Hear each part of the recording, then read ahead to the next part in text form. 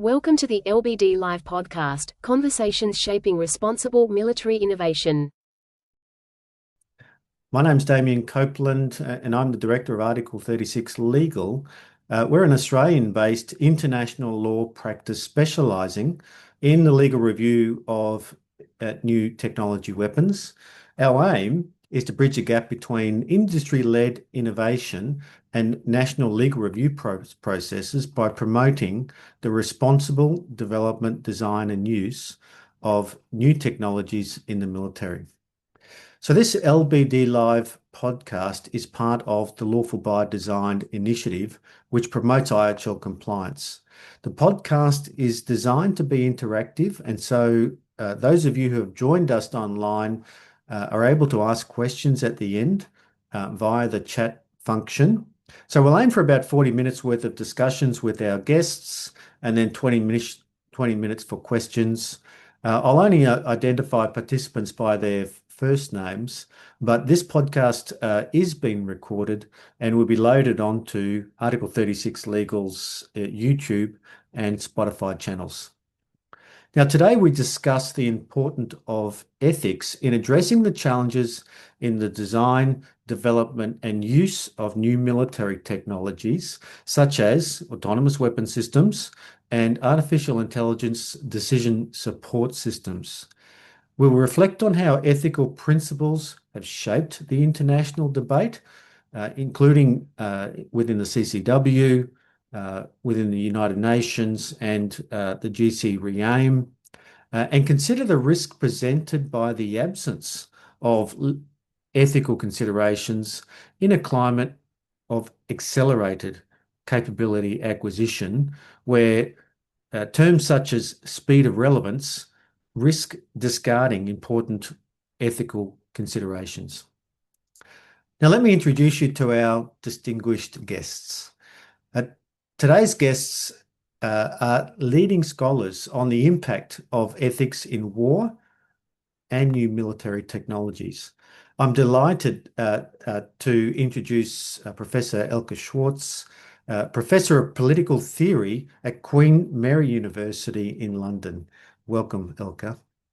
Her research focuses on the intersection of ethics of war and technology, with an emphasis on unmanned and autonomous intelligent military technologies and their impact on the policies of contemporary warfare. Notably, she's the Vice Chair of the International Committee of Robot Arms Control and the author of Death Machines: The Ethics of Violent Technologies, and I've included a link to that in the chat. We're also joined by Dr Neil Renic.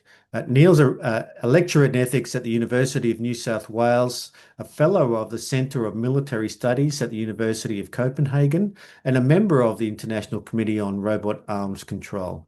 He specialises in the changing character of war, the ethics of killing, and emerging military technologies. Now, we're fortunate that Elke and Neil have co-authored quite a number of excellent papers that are relevant to our topic tonight. I've included within the chat those of you who would like to read further some of the most recent co-authored articles between Neil and Elke. So welcome, Elke and Neil, and I'm very grateful for you for joining our podcast this evening. So without further ado, I'd like to set the scene by asking a first series of questions. So may I ask, what role does ethics play in addressing the challenges presented by autonomous weapon systems and artificial decision support systems? How has ethics shaped the international debate, and what are the key ethical challenges that are presented by these new technologies? Elke, may I start with you? Thank you very much, Damien. Thanks so much for the opportunity to be on your podcast, and also for the opportunity to speak about ethics in relation to autonomous weapon systems and AI decision support systems. In recent years, what we have seen is that the ethical becomes subsumed under the legal more and more. And I think in some ways we find ourselves in a perhaps an era of a widening moral vacuum on the matter of autonomous weapon systems and the impact of AI in weapon systems and AI decision support systems. So this is a fantastic opportunity to reinvigorate the importance of ethics. Ethics informed the debate on autonomous weapon systems very, very early on. It was ultimately ethical reflections on these new systems over a decade ago, that engaged with moral concerns that were raised about the potential impact or the possibility for harm that autonomous weapons systems pose, and that an increasing use of AI, which is ultimately a cognitive system in a way that changes the equation of judgment and human decision making, how these new technologies might erode, undermine that which we have held as moral values. So at the very start of the debate on autonomous weapon systems, many, many years, a good decade, if not more ago, there was ethics, if you will. And in order to better understand this, perhaps, if you allow me, I will briefly position, excuse me, why we talk about ethics as distinct from the law in the first place.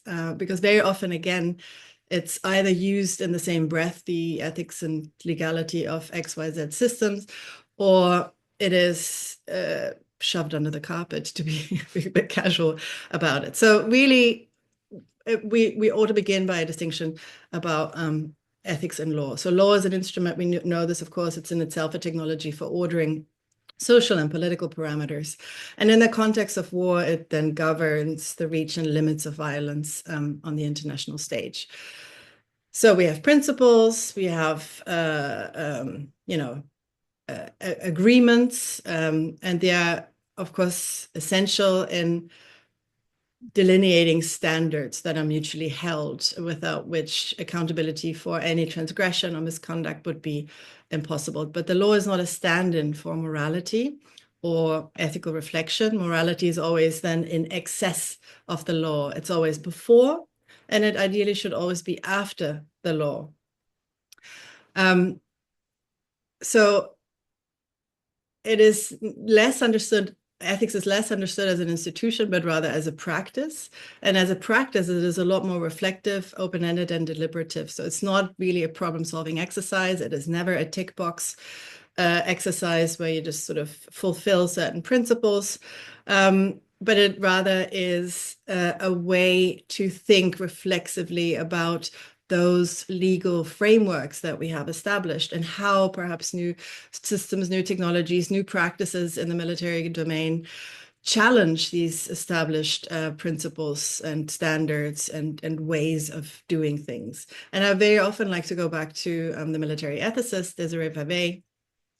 She's a Dutch ethicist who observes that ethics must come before and after the law, because otherwise we risk becoming enrolled in a kind of like a petrified, in a ossified sort of environment in which the law sets the standards, but it is never questioned. So critical ethical reflection is needed. Otherwise, we might end up with a rather unethical legal framework. And I think this is where we sort of are in the context of autonomous weapon systems and AI decision support systems. There's a tendency to latch on to the law and think a little bit more about like, how can we make it legally compliant, without really thinking through what are the potential harms that can be caused by new technologies, and not just harms on account of technological features, technological capacities, on account of, as Sheila Jasanoff says, the inanimate object, but rather harms that might be produced as these systems become rolled out into society, into human practices, and take on a life of their own. I like this phrase from Sheila Jasanoff. She wrote this wonderful book, The Ethics of Invention, where she says the potential for harm lodges not only in the inanimate object, the technology, the invention, but rather in the many, many ways humans interact with that new object or technology. And so these issues remain extremely pressing as we are witnessing new dynamics emerge in the context of warfare that is accelerated with AI decision support systems or AI systems in the mix, and where human judgment is taking out of the loop. So we ought to ask ourselves what kind of harms are produced, and that remains an extremely pressing question.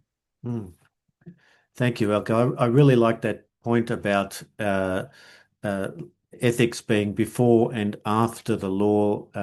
I know what is lawful is not always ethics, and the opposite applies.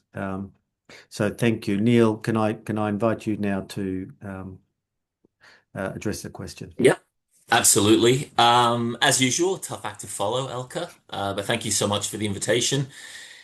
Like Elke, I'm always jumping at the opportunity to talk about ethics in the context of violence, killing, and weapons.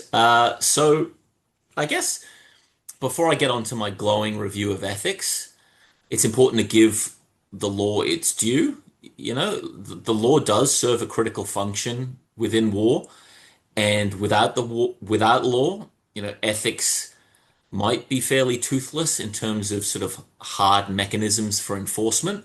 You know, violation of the law can leave you jailed, which is not always something ethics can do. So I do think the law is critical in this discussion.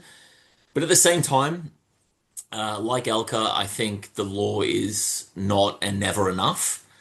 And there are some real limits to the law that I think we sometimes gloss over in an almost like religious devotion to it. Firstly, the ethics of war are ambiguous, frustratingly so, but so is the law. You know, if it wasn't, we wouldn't need lawyers. The law, including the laws of war, often advance through violation. Power and politics play a huge role in the kind of law that we end up getting down to. And when the law that we end up with is inadequate or unjust, I think that again highlights the importance of ethics. Ethics can expose that, and it can be a source that you can draw upon for correction and resistance. The law is also incredibly blunt. You know, even if we get everything we want from the GGE process or all of these various forms of legislation, that would be incredibly important. Even if we got that, that wouldn't be enough. There are going to be a host of different battlefield contexts or different potential applications of these weapon systems or decision support systems where the law by design cannot give us guidance as to what we should do. It certainly couldn't be encoded into a weapon system. And again, I think ethics can play an incredibly important role here when navigating these more nuanced scenarios where future military technologies may or may not be used. The law is also incredibly slow. Legal developments are often glacial, as we've all seen at the United Nations. You know, this is a decade-long process where we're finally, hopefully, getting to some kind of positive development. You know, in the meantime, weapons companies and militaries and combatants and commanders want to know what to do. What can I do with these weapon systems that will allow me to be in alignment with my conscience or be able to sleep at night or, you know, not lead to some horrific situation where a bunch of people die who shouldn't have. And I think, again, ethics, for all its flaws, can be a highly effective guide in terms of what people should actually do when the law isn't enough. I also think just as a form of insurance for these weapons companies, eventually you can assume that we will have some kind of legal guidance. But weapons companies obviously want to kind of future-proof their weapon systems. So I think the ethical tools and ethical frameworks are useful in giving these weapons designers or militaries a sense of how the reach and limits of the law might look going forward, even if they may not look it right now. And again, it is important to stress that the laws of war are the basement. They're literally, by design, the very least you can do. The laws of war are incredibly permissive. And I think ethics, there's a host of examples throughout the history of war where people have followed ethical guidance rather than legal guidance, and the effects have been better for it. And very briefly, in terms of what I think the ethical challenges are of autonomous weapon systems and AI decision support systems, firstly, the eternal one, innocent people will die. if we don't take these questions seriously. Innocent people dying is obviously a feature, not a bug of war. That will inevitably happen. That's the business of war. But I think ethics and law at its best mitigates the destructiveness and cruelty of warfare. And I worry that if we aren't ethically attuned and taking our ethical responsibilities and the ethical weight of our decisions seriously, a lot more innocent people are going to die. And I think that's especially important to recognize right now because a particular ethical challenge we have with emerging technologies, and especially AI, is that we've convinced ourselves that it's going to have some godlike function. It's going to destroy the world or save the world. We're going to have general AI or sentient AI. It's going to be a silver bullet that we have to develop or we're going to lose the next war. We've developed such an overheated, febrile panic and it's sort of hyperbolic excitement with this technology that a lot of people who should know better have absolutely no appetite for ethical discussions. Their sole overriding ethical question is how do we win the next war, which does have ethical content. But I think we can't let people do that where they try to retransform ethics into a conceit, into something that we can do as a luxury and as something that has to be dispensed the moment things get difficult. And I get that's another one of my sort of ongoing worries about where we are right now with emerging technologies, that too many people have convinced themselves that we can't afford ethics in these discussions. Thanks, Neil.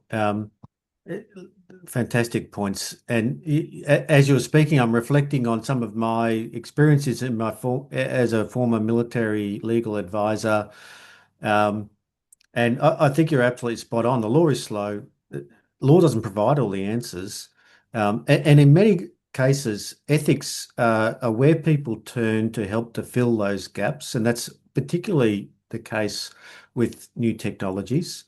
And I think without necessarily describing, the decisions that are made from an ethical perspective, I think ethics have played a role in situations where something might be lawful but awful. And so recognition that, there are other factors that are relevant without necessarily understanding or appreciating the ethical sort of framework that is being applied, I think is important. And we see that more than ever now, as you say, in the development of new technologies. So while the international debate continues and states and industries are actually developing military technologies at pace, with increased emphasis on speed. So we've heard phrases like speed of relevance, minimum viable capability. This focuses on minimizing procedural or perceived impediments, both lawful, ethical, and otherwise, and potentially skipping some of the normal checks and balances that states would normally apply in their research, development, study, and acquisition of new capabilities. So how can ethics inform responsible design and development of new military technologies? And what advice would you give as an ethicist to those developing either dual-use technologies or military-specific technology that may become either a weapon or a means or method of warfare or a decision support system? Neil, can I start with you? Sure. I guess there's sort of two potential problems here, right? People thinking unethically, but I often think the kind of the foundational challenge is people not thinking at all. I went into a Danish weapons company while I was living over there, who shall remain nameless.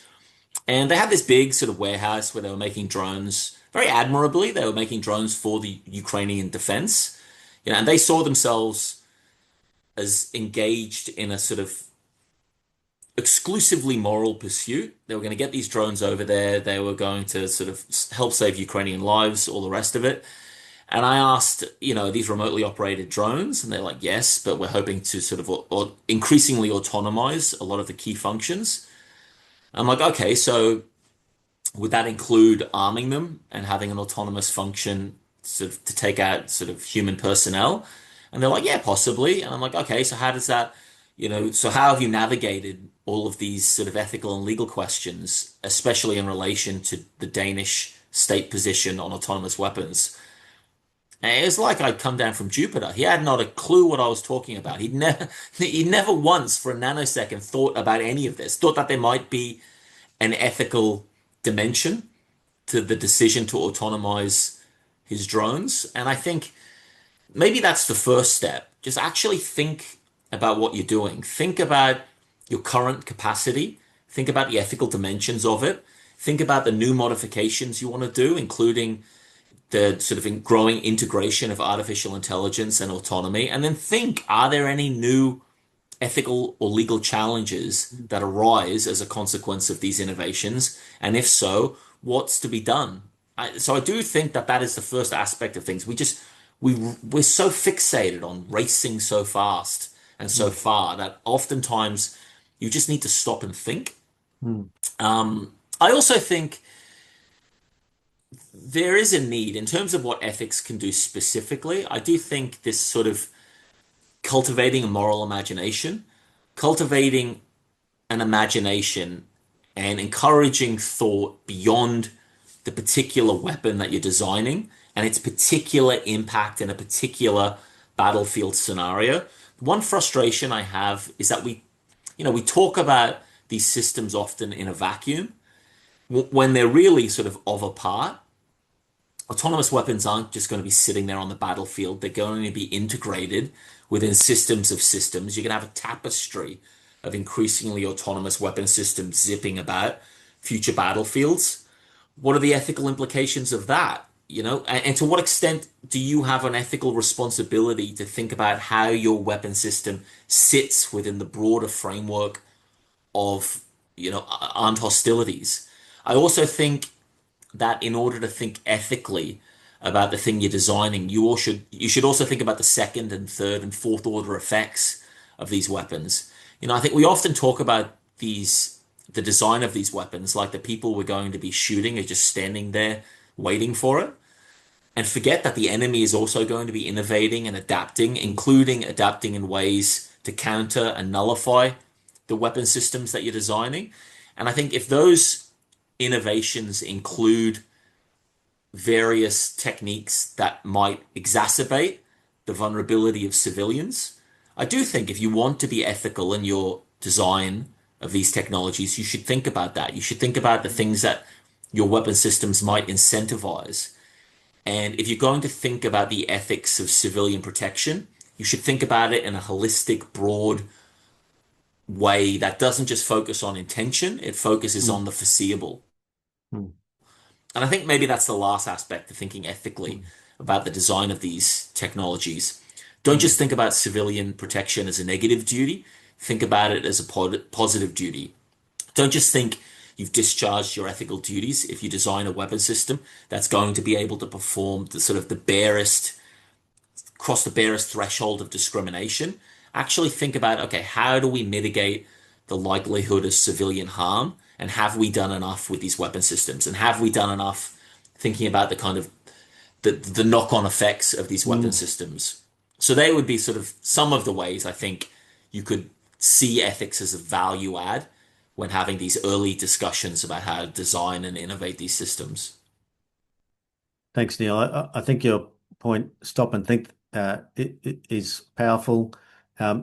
Warfare, history has shown us warfare is not an ethics-free zone. And certainly, in the aftermath of conflict, then, these ethical crises come to the fore.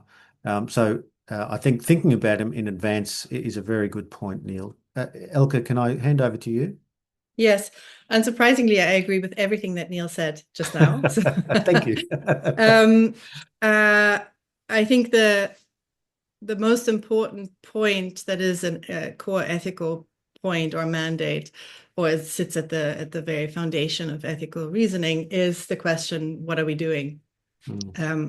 Stop to think what it is that we are doing, and not just in the minutia of the task that is right before us or right in front of us, but rather the wider impacts, the foreseeable impacts, as Neil was saying, that that which we are doing might have onto others. This is the foundation of the ethical mandate, ultimately.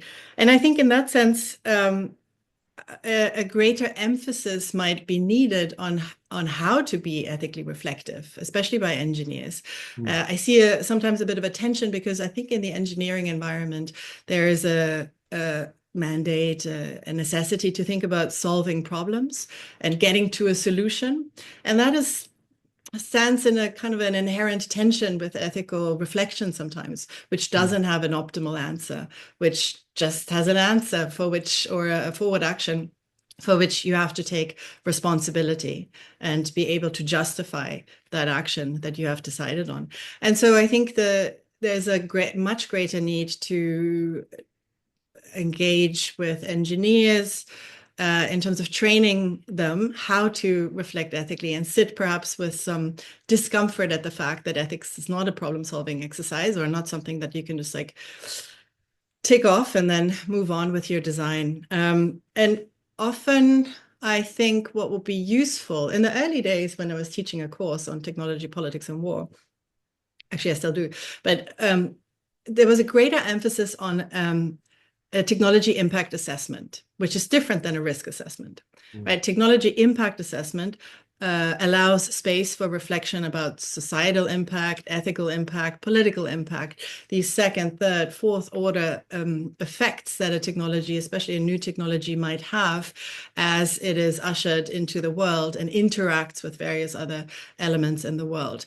Risk assessment is much more technically focused usually, and thinks about the capabilities and in which ways specific capabilities of a technology might produce harm. I like this latter framing, this former framing a lot better, because it allows much more space for ethical reflection. And then ultimately the test will be for companies, even those that take great pride in saying, well, we do ethical reflections, we train our engineers, and it is very important for us. The test will be whether they would be willing to not develop or produce a technology or sell a technology, even though it might serve their business interests or business development interests. But ultimately, it's foreseeable that the dynamics that a particular technology kicks loose is in tension with moral restraint. So for example, in AI decision support systems or autonomous weapon systems, the characteristic of speed and scale is usually prioritized. That often, or in some instances, stands in an irresolvable tension with processes that would allow for restraint in the application of force, right? So then you have to think a little bit about what value do you prioritize. And so this is then a point that I think we're observing at the moment. There's a contestation of values in place, right? What matters more? Which values are prioritized in the development, and especially in the speedy development of autonomous weapon systems or AI decision support systems or AI-enabled weapon systems. So a contestation of values that in the wider context of industry sometimes becomes a contestation of valuations. And in some ways, it takes us back to perhaps a broader point about ethics. Nothing exists in a vacuum, not ethics and ethical reasoning either. And I think it is a contested space. And because it is a contested space, I think ethics and politics are quite close. So I think being attuned to some of the drivers and the dynamics that we're seeing in the industry at the moment, and the ways in which these dynamics contest values that we have held dear and that are crucial for the ethics of warfare, such as restraint, is important to kind of not forget about. I'm not saying necessarily we should foreground it, but it's certainly not something that we should just ignore entirely. No, wonderful points, Elke. And I think your example of the technical impact assessment is really, really interesting. As Neil mentioned earlier, ethics doesn't have the sort of mechanisms that the law has in order to achieve effects, but potentially this impact assessment is something in the design that through training and awareness, the engineers could understand and reflect. My personal view also is that ethics can play an important role in the Article 36 legal review process. Depending on the national perspective, the Martin's Clause, which contemplates the principles of humanity, and though that can be a doorway through which national ethical principles and policies can be applied in a military acquisition process. So, keeping on this theme, obviously there are a lot of challenges that are well recognised legally, ethically, in terms of autonomous weapon systems, and they're not going away anytime soon. We're going to see increasing pressure on the private sector to accelerate their acquisition of or the development of new technologies. We saw recently the US issue a new directive on their acquisition process. So, how do you think ethical principles and considerations can be incorporated from the very start? So we've mentioned ethical by design, which I think is a wonderful phrase. And what are the risks if they're not? Neil, can I start with you? Sure. So I guess starting with the pressures, I think I sort of already mentioned the first, which is the hype bubble we're in right now with AI.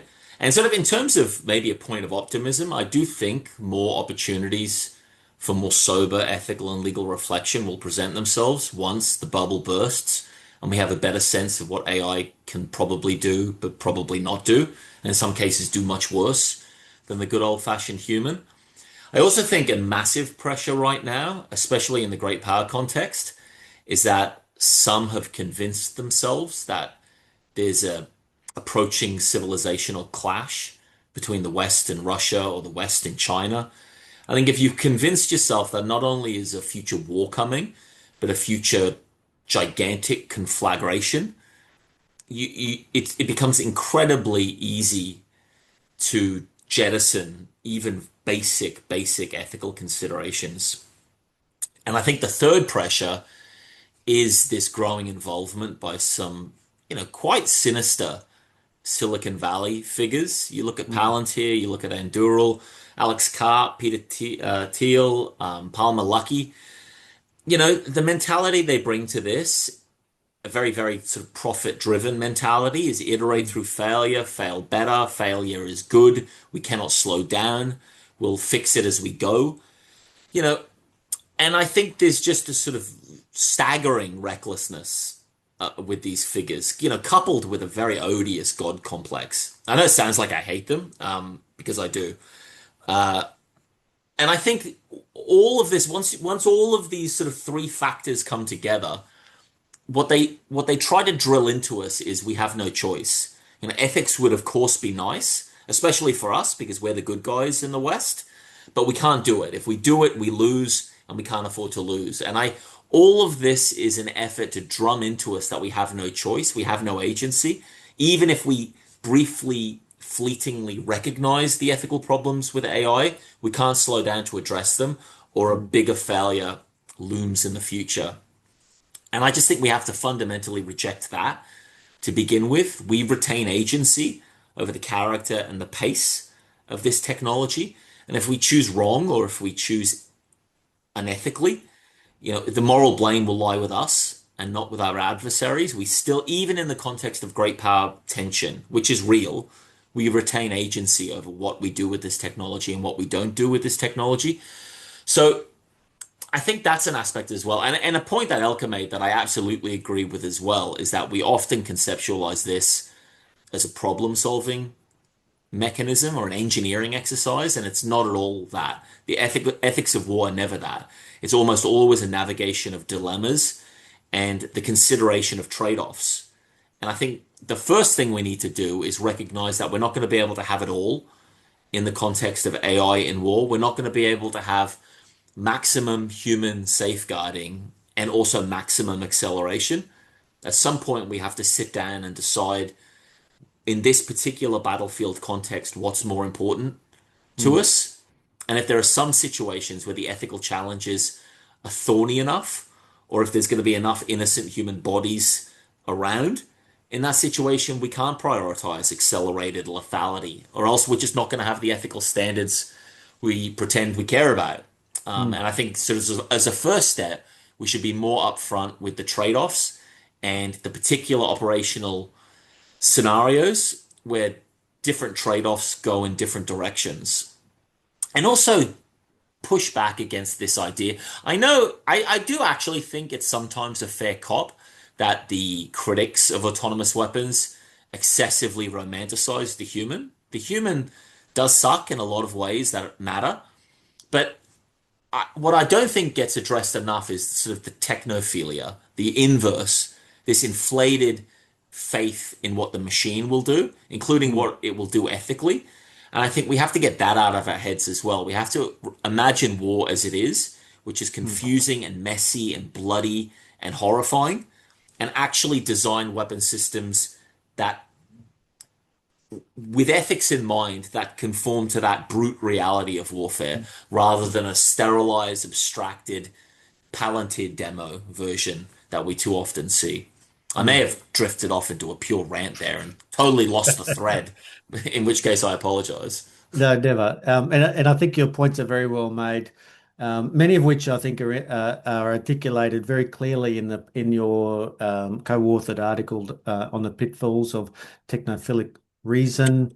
For those This subtle plug I made there. Yeah, no, wonderful.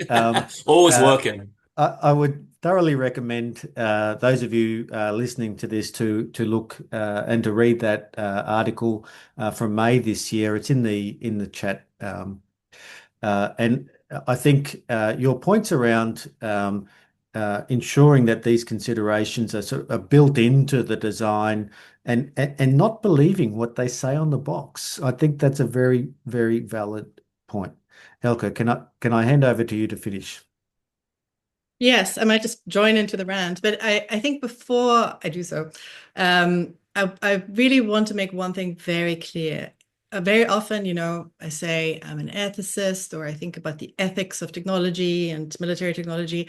And it's often misunderstood as this like woolly, let's try to be friends kind of idea, or something just intangible, ingraspable, and kind of like on the sidelines.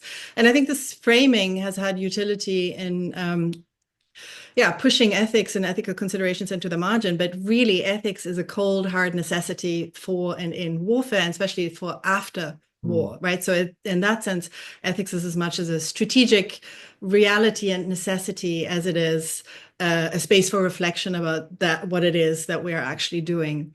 And I think I do want to stress this, because without ethics, we cannot function as society, right? It is a fundamental foundation. It's a basic foundation. It's a fundament for our political interactions, for allowing us to exist and move on and find ways forward and engage and interact with one another. And that activity can't also be transferred onto a machine, because it's a very distinct and solely human activity that has to happen. So this just up front, but in researching the ethics of military technologies for a decade now, more, I came, especially in the last 5 years, became much more aware of the political economy of all of this. And as many theorists and commentators of modern war have noted, specifically Simone Weil, there's always a melange between the economic and the military, especially in modern wars. And so paying attention to the current landscape of this melange is really quite important. And there are certainly some unsavory characters, I'd like to call them hype men, with new defense contractors, new defense tech companies that offer a very hyperbolic type of narrative about what we need, about what is ethical, about what morality means in warfare, which is very often an extremely crude, black and white kind of worldview that does away with all the great scholarship on the nuance of ethical thinking that we've produced in the last, I don't know, centuries, and offers some sort of like solution with technology. And that is, from the research that I have done, seemingly designed to shift the vibes, to shift the idea that ethics is secondary, that certain moral considerations are less important than other considerations. Very often the word ethics or the concept of ethics is also subverted in these discourses. And a very cynical person would say that this shift in narratives supports a transition towards greater acquisition, towards, using the very basic idea that human survival is at stake as a way to prioritize weapons technology over other political processes to diffuse conflict, to solve conflict, to address conflict.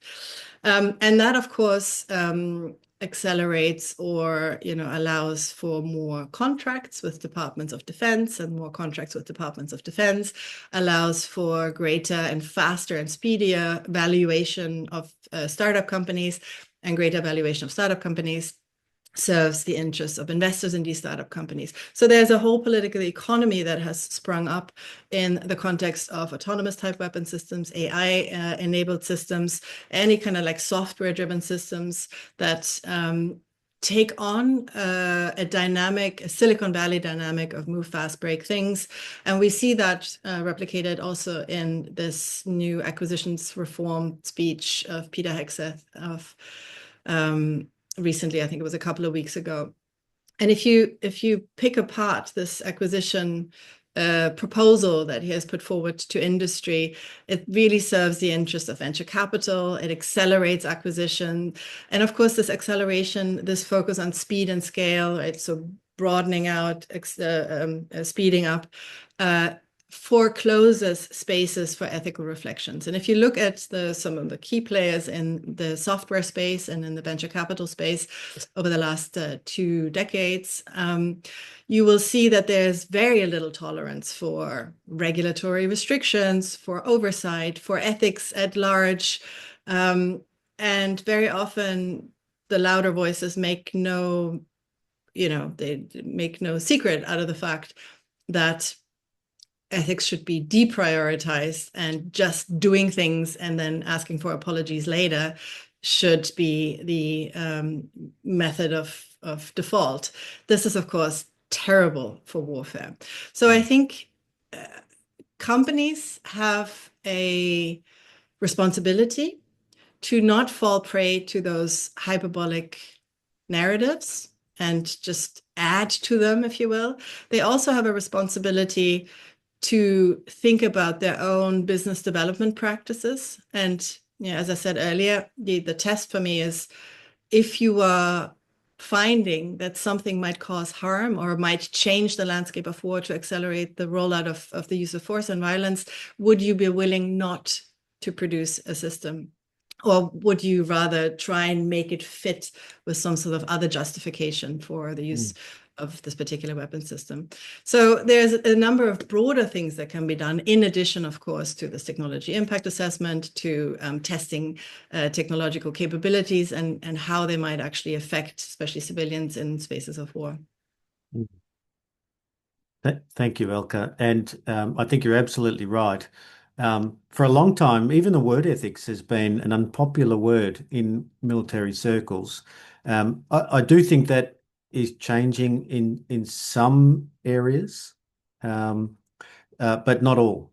And as you mentioned, the emphasis on this, the political economics and the speed of relevance is a critical challenge to those companies who are looking to take advantage of the environment to promote their products and their profits.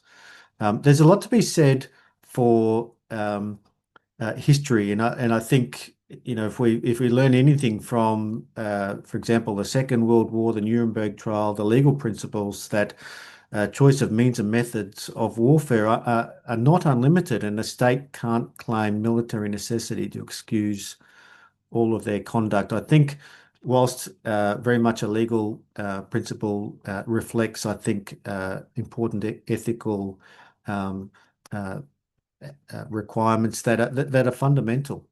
And that inform much of the development of the way in which law operates. So thank you for those points.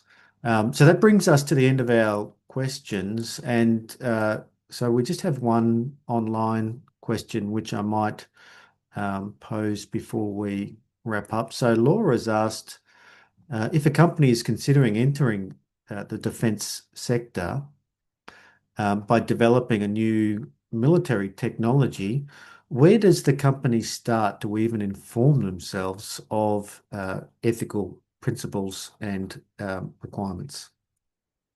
So, who would like to start? Neil, can I throw it to you?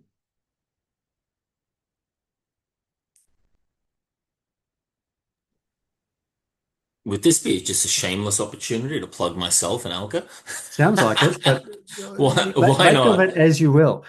Well, look, I do think there are for those who wish to look, it's actually not particularly hard to find people who work in military ethics space. All militaries have ethicists. There's a bunch of people who have done phenomenal work on the ethics of war, the ethics of military technology, the ethics of technology writ large. So I do think it's not particularly challenging to find. I mean, I guess the thing you have to ask yourself is, are you after a kind of ethics rubber stamper?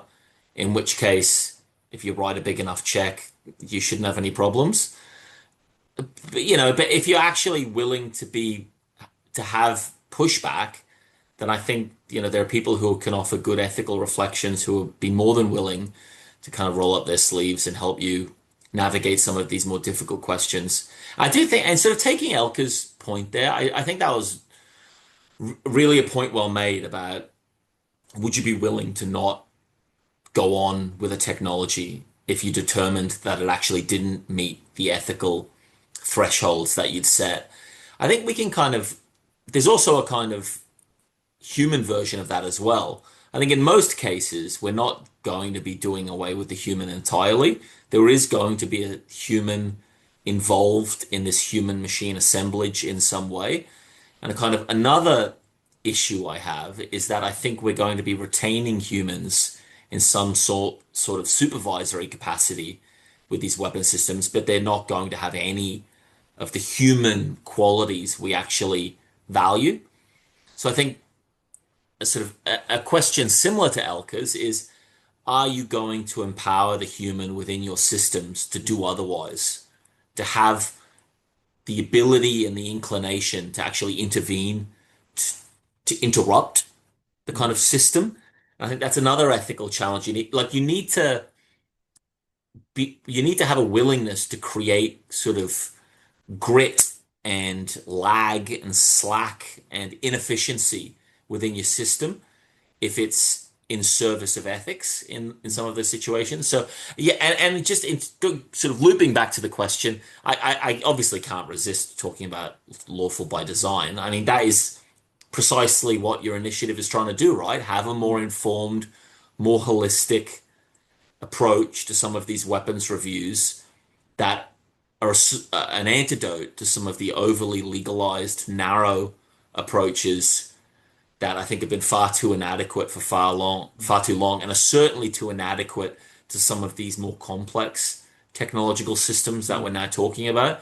So I think initiatives where you can get a full package, you can get someone to talk about the law, who can talk about the ethics, someone who can highlight some very serious technical safety issues that need to be addressed when designing these systems. So I think it's actually an encouraging space right now. There is more of a sense that, more needs to be done than has been done traditionally, but there are sort of opportunities to get that expertise if you're actually willing to do it and not just looking for someone to sign off on the status quo, and then you have some pointless piece of paper you can wave. Yeah. So thanks, Neil. And I mean, in my sense, or my opinion, states play an important role in setting the requirements. And so setting the standards that companies need to meet. So, Elke, do you think there is a role for states to clearly articulate publicly their requirements in terms of, the ethical foundations and characteristics of the systems that they are looking to procure, rather than essentially leaving it up to industry to actually, lead the way? Yes, states absolutely have a responsibility. Unfortunately, the wind is blowing in a different direction at the moment. And we are seeing, or I am seeing in my research, that states, and I'm speaking specifically here of the UK, because that's what I've researched in the last little while, is adopting very much the ethos and language of industry.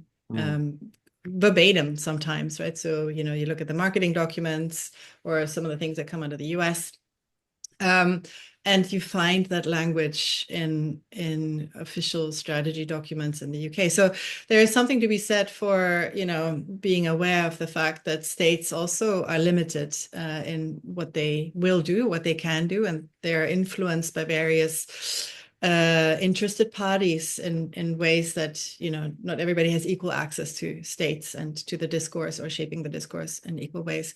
But yes, states absolutely have a responsibility in setting standards, not just how a technology should work, but also thinking again about the wider, the second, the third, the fourth order effects of a particular technology. So, for example, we have been warning for a good decade that accelerating decision-making about targeting through algorithmic structures or the use of artificial intelligence is likely to speed up and scale up the application of the use of force, which means more violence, which means in modern wars, which that more civilians die or are harmed by war. And so thinking through these kind of constructs and looking at what we're seeing empirically, how these drivers perhaps have materialized and have been realized, should give states a reason to take a beat and think about, weighing those influences, the lobby influences from industry, against what we're seeing in the real world materialize. And then craft a framework that then applies to companies. But, just echoing what Neil said, and you as well, I do think there's plenty of information. There are experts, there are individuals, there are great initiatives such as yours. And, having worked in the space for a longer period of time, ethics was a much more significant component when I started out my journey thinking about the ethics of war and violence than it is now. And so, there is a lot of material. There's great scholarship and a long history of thinking ethically about weapons, technologies, and war. Thank you. So we are actually almost out of time, unfortunately. Before we close, I'd just like to, in Neil's words, shamelessly self-promote the up-and-coming initiative by Article 36 Legal, which will be the creation of an independent advisory board on Article 36 legal reviews. Now, this is a multidisciplinary board. It will be conducted under a not-for-profit organisation, which emphasises the importance of responsible by design. And so it will include experts from legal, ethical, safety and engineering, and trustworthy design to provide advice to states and industry developing these new technologies. So watch this space early in 2026. Thank you so much, Professor Elke Schwarz, Dr. Neil Renic, for such a fascinating conversation. I've really enjoyed it. This podcast will be available on the Article 36 Legal YouTube and Spotify channels tomorrow. We're going to take a little break before we continue part 2 of our Responsible by Design series in January where we'll look at legal challenges. For my friends in the US, you'll be able to join this podcast online. Thank you so much to everyone for joining us, and we look forward to seeing you again soon. Thank you. Bye bye. Said that weird.